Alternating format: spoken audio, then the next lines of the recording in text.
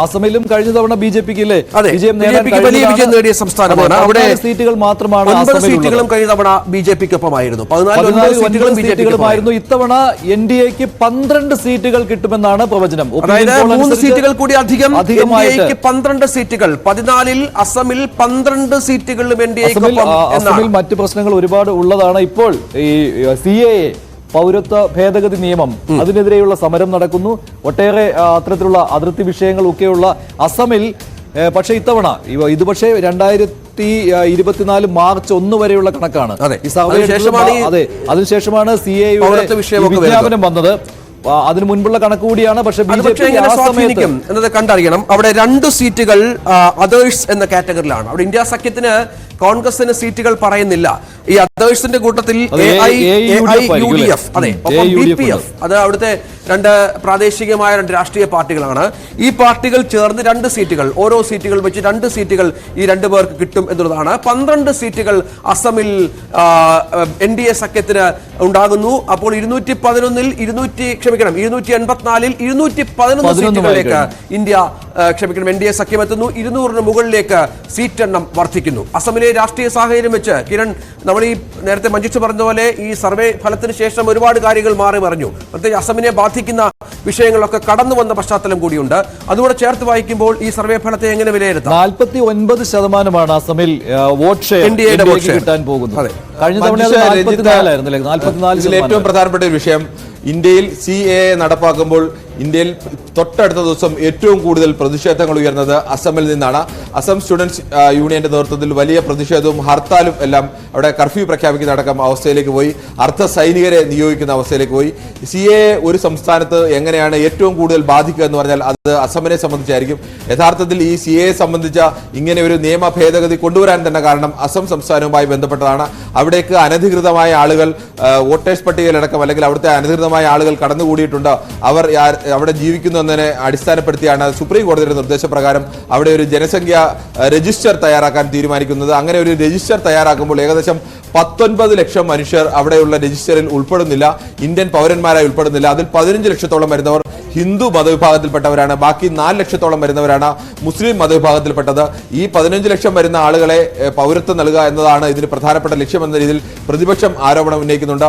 ഈ പൗരത്വ വിഷയത്തിൽ പ്രത്യേകിച്ച് വലിയ തോതിലേക്ക് ഇതര രാജ്യങ്ങളിൽ നിന്ന് ആളുകൾ കുടിയേറുകയും അവിടെ താമസിക്കുകയും അവരുടെ പ്രാദേശികമായ സംസ്കാരം നശിപ്പിക്കുന്നു എന്ന തരത്തിലൊക്കെയുള്ള വലിയ ആരോപണങ്ങളൊക്കെ ഉയരുകയും ഒക്കെ ചെയ്താണ്. യഥാർത്ഥത്തിൽ ഈ അസം കരാർ തന്നെ 79 മുതൽ 85 വരെയുള്ള കാലത്ത് അസം സ്റ്റുഡന്റ് യൂണിയന്റെ നേതൃത്വത്തിൽ തുടർച്ചയായി നിലനിന്ന വലിയ കലാപങ്ങളുടെയും വലിയ പ്രതിഷേധ സമരങ്ങളുടെയും ഒക്കെ ഒടുക്കത്തിലാണ് രാജീവ് ഗാന്ധി പ്രധാനമന്ത്രി ആയിരിക്കുന്ന കാലത്ത് ഈ അസം കരാർ തന്നെ കൊണ്ടുവരുന്നത്.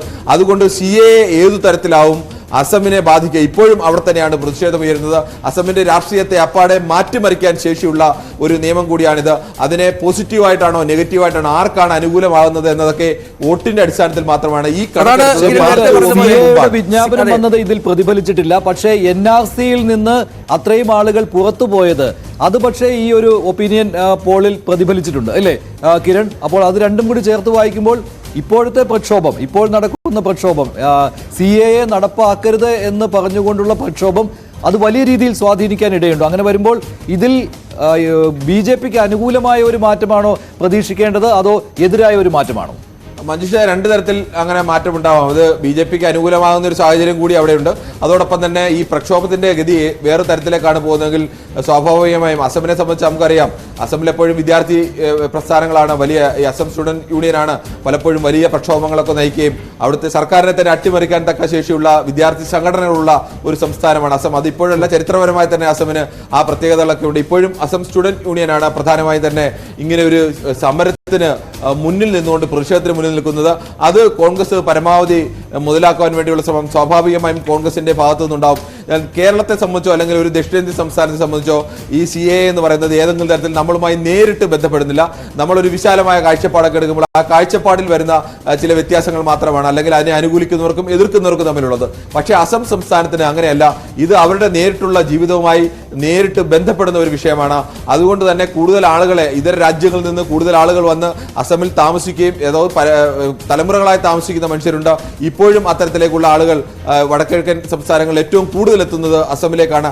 അതുകൊണ്ട് തന്നെ ഈ വിഷയത്തിലേക്കുള്ള അവിടുത്തെ പ്രതിഷേധവും പ്രക്ഷോഭവും ഒക്കെ അതിശക്തമായി തന്നെ വരുന്നു. ഇന്ത്യയിൽ മറ്റ് ഏത് സംസ്ഥാനത്തും രാജ്യ തലസ്ഥാനത്ത് സർവകലാശാലകളിലൊക്കെ സാധാരണ ഡൽഹി യൂണിവേഴ്സിറ്റിയിലും ജാമ്യ മിലിയയിലും ഒക്കെ ഉണ്ടാവുന്നതാണ് ഏറ്റവും വലിയ പ്രക്ഷോഭങ്ങൾ. പക്ഷെ അതിലും വലിയ പ്രക്ഷോഭമാണ് അസം സംസ്ഥാനത്ത് ആകെ ഉണ്ടായത്. അവിടെ അർദ്ധസൈനികരെയൊക്കെ അടക്കം നിയോഗിച്ചുകൊണ്ട് സർക്കാരിന് സമരത്തെ നിയന്ത്രിക്കേണ്ടി വന്നു. ഹിമന്ത് ബിശ്വ ശർമ്മയുടെ നേതൃത്വത്തിലുള്ള ഒരു സർക്കാരിന് ഈ വിഷയത്തിലടക്കം, അതോടൊപ്പം തന്നെ ഈ മണിപ്പൂരിന്റെ വിഷയം സ്വാഭാവികമായും ഈ അതിന്റെ ഏത് തരത്തിലാണ് വരുന്നതെന്നുള്ളത് ഈ സർവേ ഫലത്തിൽ വന്നു കാണണം. അപ്പോൾ അത് BJP-ക്കെതിരായി വരുന്നില്ല എന്നത് കൂടി. പക്ഷേ 2019 താരതമ്യപ്പെടുത്തുമ്പോൾ വോട്ട് ഷെയർ ഇപ്പോൾ ഈ ഒപ്പീനിയൻ പോൾ അനുസരിച്ചുള്ള വോട്ട് ഷെയർ NDA-ക്ക് BJP-ക്ക് കൂടുതലാണ്. BJP-ക്ക് വോട്ട് ഷെയർ 2019 കണക്കുകൂടി നമുക്ക് വേണമെങ്കിൽ ഒന്ന് ഓടിച്ചു നോക്കാം. 2019 ഇതായിരുന്നു കണക്ക്. NDA-ക്ക് 9, ഇന്ത്യ മുന്നണിക്ക് 3 സീറ്റുകളും മറ്റുള്ളവർക്ക് 2 എന്നുള്ളതായിരുന്നു. NDA എന്ന് പറയുന്നത് NDA-യിലെ 9 സീറ്റുകളാണ് ഉള്ളത്. അതിന്റെ മറ്റൊന്ന് ഏതായാലും ഇതാണ് 2019 കണക്ക്. NDA-ക്ക് 9 സീറ്റുകൾ, ഇന്ത്യ മുന്നണിക്ക് 3, കോൺഗ്രസിന് 3 സീറ്റുകൾ, മറ്റുള്ളവർക്ക് 2 സീറ്റായിരുന്നു ഉണ്ടായിരുന്നത്. അന്ന് AGP-യും ഒക്കെ NDA-യുടെ ഭാഗമായി മത്സരിച്ചാണ്. പക്ഷേ AGP-ക്ക് അന്ന് സീറ്റൊന്നും ലഭിച്ചിരുന്നില്ല. 2014 ചിത്രം എടുത്തു കഴിഞ്ഞാൽ 2014 NDA-ക്ക് 7 സീറ്റും മറ്റുള്ളവർക്ക് 4 സീറ്റുകളും ഇന്ത്യ മുന്നണിക്ക് 3 സീറ്റുമായിരുന്നു. AGP അടക്കമുള്ള പാർട്ടികളാണ് മറ്റുള്ളവരുടെ വിഭാഗത്തിൽ വരുന്നത്. 2009 കണക്കെടുത്താലും 2009 ഇന്ത്യ മുന്നണിയുടെ ഭാഗമായി നിൽക്കുന്ന പാർട്ടികൾക്ക് 7 സീറ്റ്, NDA-ക്ക് 5 സീറ്റ്, മറ്റുള്ളവർക്ക് 2 സീറ്റ് എന്നുള്ളതായിരുന്നു. കോൺഗ്രസിന്റെ വലിയ ആധിപത്യം ഉണ്ടായിരുന്ന ഒരു സ്ഥലത്ത് നിന്നാണ് കോൺഗ്രസിന് അന്ന് 7 സീറ്റും കോൺഗ്രസിന് തന്നെയായിരുന്നു 2009 ഉണ്ടായിരുന്നത്. അന്ന് BJP NDA-യുടെ ഭാഗമായി നിന്ന BJP-ക്ക് 4 സീറ്റും AGP-ക്ക് 1 സീറ്റുമായിരുന്നു ഉണ്ടായിരുന്നത്. അങ്ങനെ അന്ന് കോൺഗ്രസിന്റെ ഭാഗത്ത് നിന്ന്, അല്ലെങ്കിൽ വടക്കിഴക്കൻ സംസ്ഥാനങ്ങളൊക്കെയും കോൺഗ്രസിന്റെ വലിയ കോട്ടയായിരുന്നു. പ്രത്യേകിച്ച് ഈ ഹിമന്ത് ബിശ്വ ശർമ്മ കോൺഗ്രസ് വിട്ട് BJP-യിലേക്ക് വരുന്നതോടുകൂടിയാണ് അസമിൽ മാത്രമല്ല വടക്കിഴക്കൻ സംസ്ഥാനങ്ങളിൽ ആകെ അത്തരത്തിലേക്ക് മാറ്റമുണ്ടായത്. മറ്റൊരു പ്രധാനപ്പെട്ട പ്രത്യേകത, എപ്പോഴും വടക്കിഴക്കൻ സംസ്ഥാനങ്ങൾ കേന്ദ്രത്തിൽ ഏത് സംസ്ഥാനമാണോ ഏത് പാർട്ടിയാണോ ഭരിക്കുന്നത് ആ പാർട്ടിയുമായി ചേർന്ന് നിൽക്കുക എന്നുള്ളതാണ് ഈ സംസ്ഥാനങ്ങളിലെ ചെറിയ പാർട്ടി. നമ്മുടെ കൗതുകകരമായ കാര്യം 35% വോട്ട് ഷെയർ ഉണ്ട് ഇന്ത്യ സഖ്യത്തിന്, പക്ഷേ സീറ്റുകളില്ല. 40% വോട്ട് ഷെയർ ലഭിക്കുന്നുണ്ട്. അപ്പോൾ കോൺഗ്രസിന്റെ ബേസ് വോട്ടുകൾ അവിടെ ഉണ്ട് എന്ന് മനസ്സിലാക്കണം. പക്ഷേ സീറ്റ് എണ്ണത്തിൽ എത്തുമ്പോൾ അത് വർക്ക്ഔട്ട് ചെയ്യുന്നില്ല.